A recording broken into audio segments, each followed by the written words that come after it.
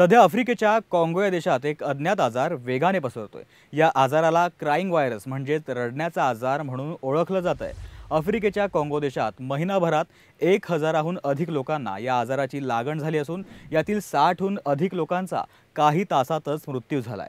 हा विचित्र आजार नेमका काय आहे जाणून घेऊयात या व्हिडिओच्या माध्यमातून। मिळालेल्या माहितीनुसार आफ्रिकेच्या काँगोमधील बोलोको आणि बोमाटा या गावांमध्ये गेल्या महिन्यात या गूढ आजाराच्या प्रकरणांमध्ये अचानक वाढ व्हायला सुरुवात झाली।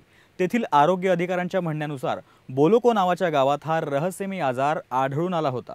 या गावातील 3 मुलांचा वटवाघुळाचं मांस खाल्ल्यानंतर अवघ्या 48 तासांच्या आतच मृत्यू झाला आणि याच दरम्यान बोमाटे नावाच्या गावामध्ये तब्बल 400हून अधिक लोकांना याच रहस्यमय आजाराची लागण झाली होती।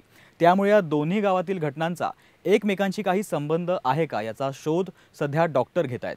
कारण बोलोको आणि बोमाटे ही दोन्हीही गावं वेगवेगळ्या आरोग्य क्षेत्रात येतात। त्यांच्यामधील अंतर हे जवळपास 120 किलोमीटरपेक्षा जास्त आहे। तरीही दोन्ही गावांमध्ये एकसारखी लक्षणं असलेली रुग्ण कसे काय आढळून आले आहेत असा प्रश्न सध्या आरोग्य अधिकाऱ्यांना पडलाय।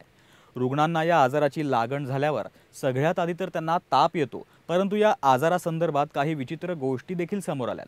त्या म्हणजे ज्या व्यक्तींचा या आजारामुळे मृत्यू झालाय ते सतत रडत होते। यासह नुकतंच या आजाराची लागण झालेले इतर रुग्णही रडून रडून बेजार झाल्याचा दावा डॉक्टरांनी केलाय।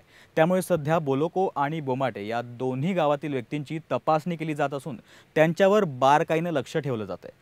काँगो देशात झपाट्याने पसरणारा हा विचित्र आजार सुरुवातीला इबोला आणि मार्बर्ग विषाणूशी जोडला जात होता, कारण हे दोन्ही आजार वेगाने पसरतात, यासह ते तितकेच प्राणघातक सुद्धा आहेत।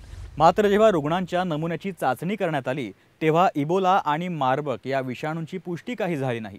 त्यामुळे आता जागतिक आरोग्य संघटना आणि काँगो सरकार या रडण्याच्या आजाराची संभाव्य कारणं शोधण्यासाठी प्रयत्न करत आहेत। तुम्हाला जर हा व्हिडिओ आवडला असेल तर लोकशाही फ्रेंडलीच्या डिजिटल प्लॅटफॉर्मला लाईक करा, शेअर करा आणि अर्थातच सबस्क्राईब सुद्धा करा।